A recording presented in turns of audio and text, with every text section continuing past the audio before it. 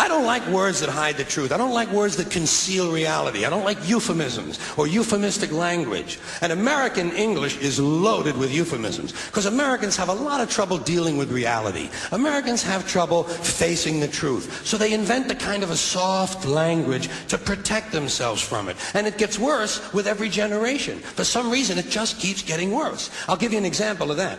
There's a condition in combat. Most people know about it. It's when a fighting person's nervous system has been stressed to its absolute peak and maximum, can't take any more input. The nervous system has either snapped or is about to snap. In the First World War, that condition was called shell shock. Simple, honest, direct language. 2 syllables. Shell shock. Almost sounds like the guns themselves. That was 70 years ago. Then a whole generation went by, and the Second World War came along, and the very same combat condition was called battle fatigue. 4 syllables now. Takes a little longer to say. Doesn't seem to hurt as much. Fatigue is a nicer word than shock. Shell shock. Battle fatigue.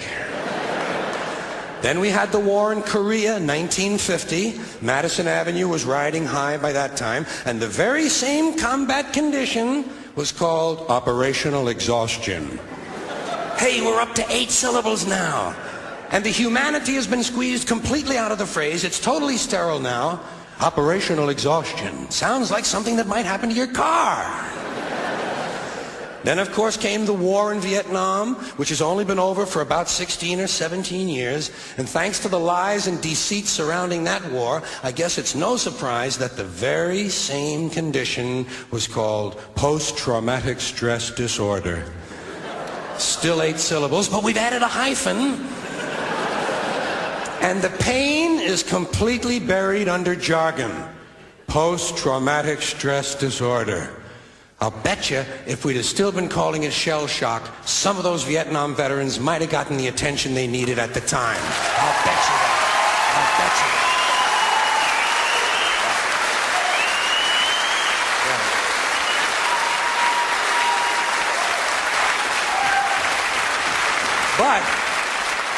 But it didn't happen. And one of the reasons is because we were using that soft language, that language that takes the life out of life. And it is a function of time. It does keep getting worse. Give you another example. Sometime during my life, toilet paper became bathroom tissue. I wasn't notified of this. No one asked me if I agreed with it. It just happened. Toilet paper became bathroom tissue.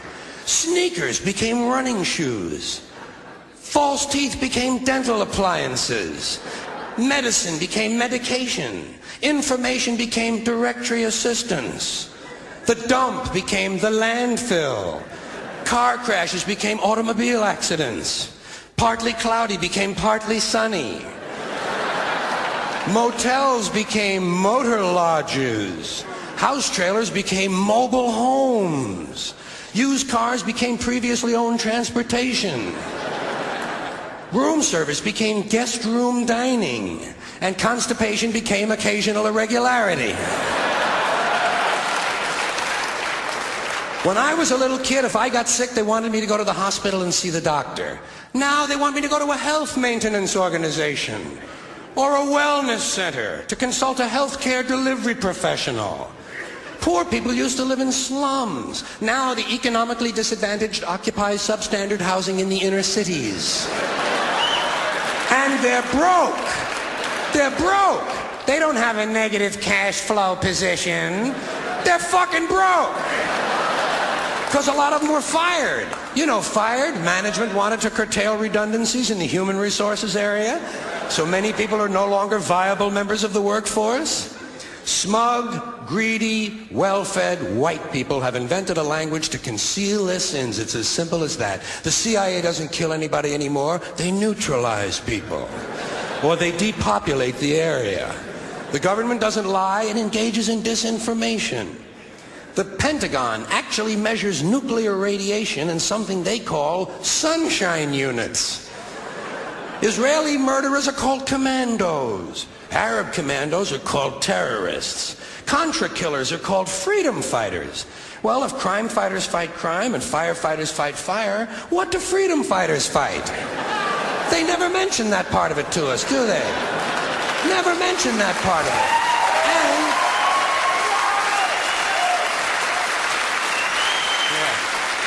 And some of this stuff is just silly. We all know that. Like on the airlines, they say they want a pre-board. Well, what the hell is pre-board? What does that mean? To get on before you get on? They say they're going to pre-board those passengers in need of special assistance. Cripples! Simple, honest, direct language. There's no shame attached to the word cripple that I can find in any dictionary. No shame attached to it. In fact, it's a word used in Bible translations. Jesus healed the cripples. Doesn't take 7 words to describe that condition. But we don't have any cripples in this country anymore. We have the physically challenged. Is that a grotesque enough evasion for you? How about differently abled? I've heard them called that, differently abled. You can't even call these people handicapped anymore. They'll say, we're not handicapped, we're handy-capable. These poor people have been bullshitted by the system into believing that if you change the name of the condition, somehow you'll change the condition. Well, hey, cousin, doesn't happen. Doesn't happen. We have no more deaf people in this country, hearing impaired. No one's blind anymore, partially sighted or visually impaired. We have no more stupid people. Everybody has a learning disorder.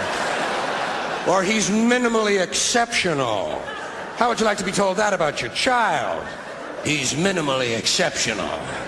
Oh, thank God for that. Psychologists actually have started calling ugly people those with severe appearance deficits.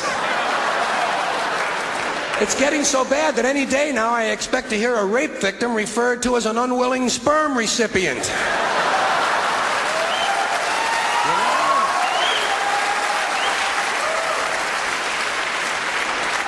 And we have no more old people in this country. No more old people. We shipped them all away, and we brought in these senior citizens.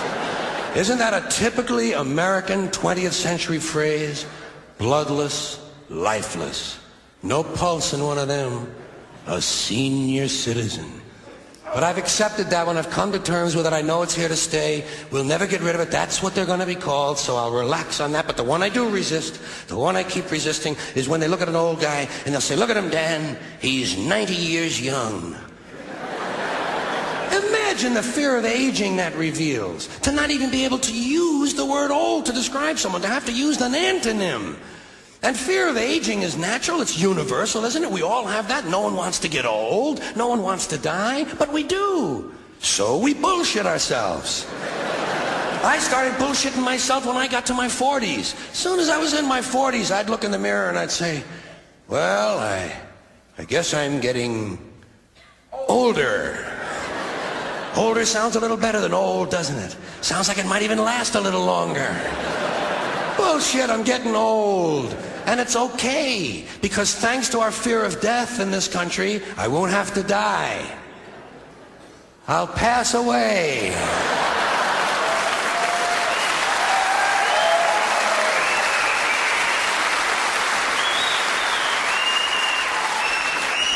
Or I'll expire like a magazine subscription.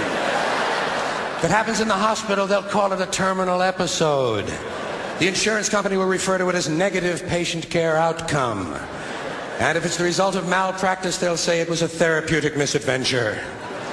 I'm telling you, some of this language makes me want to vomit. Well, maybe not vomit. Makes me want to engage in an involuntary personal protein spill.